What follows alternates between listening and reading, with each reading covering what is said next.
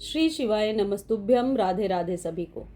बेलपत्र का पौधा घर में लगाना ज़रूरी क्यों है? क्या बेलपत्र घर में लगाना चाहिए और किस दिशा में लगाना चाहिए? ऐसे बहुत सारे क्वेश्चंस, क्वेरी बेलपत्र से जुड़ी हुई आप लोग अक्सर कमेंट सेक्शन में लिखते हैं। तो आज के वीडियो में आप लोगों के ही क्वेश्चंस का मैं आंसर दे रही हूँ कि बेलपत्र का क्या महत्व है और घर में लगा करके किस तरीके से आप बहुत ज़्यादा फ़ायदा ले सकते हैं और ये बेलपत्र तोड़कर भगवान को अर्पित कर सकते हैं। देखिए, सबसे पहले मैं आपको बताती हूँ कि बेल वृक्ष का क्या महत्व है। मान्यता है कि बेल के वृक्ष की पूजा करने से वंश की वृद्धि होती है और घर में सुख समृद्धि आती है। जिस स्थान पर बिल्वपत्र का पेड़ होता है या गमले में लगा होता है, वह स्थान काशी के समान पवित्र माना जाता है। तो बेलपत्र का पौधा आप गमले में बहुत आसानी से लगा सकते हैं। यदि आपके पास ज़मीन में जगह है तो ज़मीन में भी लगा सकते हैं, लेकिन यदि आप मेरी तरह अपार्टमेंट में रहते हैं और आपके पास जगह नहीं है तो आप बेलपत्र को 12 से 15 इंच के कंटेनर में अपने घर के किसी भी बालकनी या टेरेस पर रख सकते हैं। हिंदू धर्म और पुराणों में भगवान शिव को बेलपत्र अत्यंत प्रिय माना गया है और ऐसी मान्यता है कि बेलपत्र चढ़ाने से भगवान शिव प्रसन्न होते हैं। शिव पुराण के अनुसार महादेव की पूजा बिना बेलपत्र के अधूरी मानी जाती है। इससे जुड़ी कुछ पौराणिक कथाएं भी हैं, वो भी आगे मैं वीडियो में बताऊंगी। लेकिन पहले मैं आपको ये बता रही हूँ कि बेलपत्र के पौधे को किस दिन तोड़ना चाहिए और किस दिन बिल्कुल भी नहीं तोड़ना। शिव पुराण के अनुसार सोमवार, चतुर्थी, अष्टमी, नवमी, द्वादशी, चतुर्दशी, अमावस्या, पूर्णिमा और संक्रांति के दिन बेलपत्र नहीं तोड़ना चाहिए। साथ ही प्रदोष काल यानी कि सूर्यास्त के बाद, सनसेट के बाद और रात में भी बेलपत्र नहीं तोड़ना चाहिए, वर्जित है। इन दिनों में शिव की पूजा के लिए एक दिन पहले ही आप बेलपत्र तोड़कर रख सकते हैं। एक और विशेष बात है कि सोमवार के दिन भगवान शिव को बेलपत्र ज़रूर अर्पित करना चाहिए मनोकामनाओं की पूर्ति के लिए, लेकिन सोमवार के दिन आप बेलपत्र तोड़ कर ना लाएं।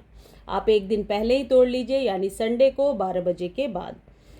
ऐसा माना जाता है कि इस दिन बेलपत्र पर माता पार्वती का वास होता है, इसलिए इसे नहीं तोड़ना चाहिए। आप बेलपत्र को हमेशा दोपहर में तोड़ा करें, अर्ली मॉर्निंग नहीं और सनसेट के बाद नहीं। एक चीज़ और याद रखिए कि कटा फटा खंडित बेलपत्र भगवान को नहीं चढ़ाना चाहिए। बेलपत्र के औषधीय फायदे भी बहुत हैं। यदि आप पंडित श्री प्रदीप मिश्रा जी को सुनते होंगे तो आपने देखा होगा कि बेलपत्र को शंकर जी पर चढ़ाकर खाने का जो विधान उन्होंने बताया है, उससे बहुत सारी बीमारियां भी ठीक होती हैं। तो आप जाकर एक बार सर्च करके देख सकते हैं। डाइजेशन ठीक होता है, यानी पाचन क्रिया में सुधार होता है, डायबिटीज़ में सुधार होता है, स्किन के लिए और इम्यूनिटी बढ़ाने के लिए, सांस से जुड़ी हुई कोई समस्या हो उसके लिए बेलपत्र के पत्तों का इस्तेमाल किया जाता है। तो ये एक औषधीय पौधा भी है, तो इसलिए भी आप इसे घर में ज़रूर लगाएं। बेलपत्र के पौधे के नीचे आप मिट्टी का शिवलिंग बनाकर यदि सोमवार के दिन या महीने की किसी भी शिवरात्रि को पूजा करते हैं तो आप निश्चित तौर पर अपनी मनोकामनाओं की पूर्ति करेंगे।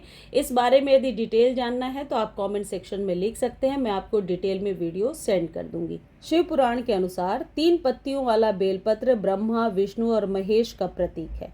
तो इस बात का विशेष ध्यान रखें कि बेलपत्र का पौधा जहाँ कहीं भी रखा हो वहाँ पर साफ सफाई हो, गंदा जूठा पानी नहीं डालना है और बेलपत्र का पौधा धूप में ही ग्रो होता है, शेड में ग्रो नहीं हो सकता।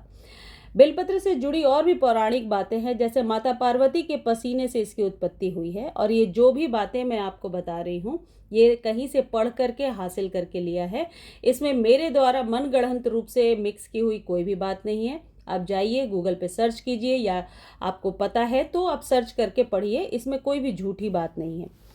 देखिए, पौराणिक कथा के अनुसार एक बार माता पार्वती के पसीने की एक बूंद मंदराचल पर्वत पर गिरी, जिससे बेल के पेड़ का उद्भव हुआ। चूंकि यह माता पार्वती के पसीने से उत्पन्न हुआ, इसलिए इसे लक्ष्मी और पार्वती का वास माना जाता है इसमें, और भगवान शिव को यह अत्यंत प्रिय है।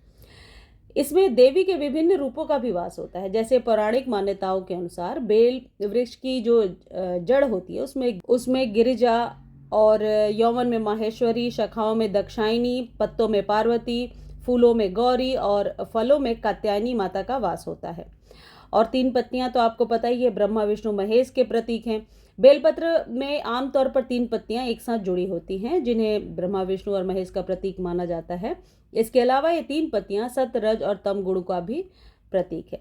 समुद्र मंथन और विषपान से जुड़ी भी एक कथा है। एक अन्य कथा के अनुसार जब समुद्र मंथन के समय विष निकला तो भगवान शिव ने उसे पी लिया।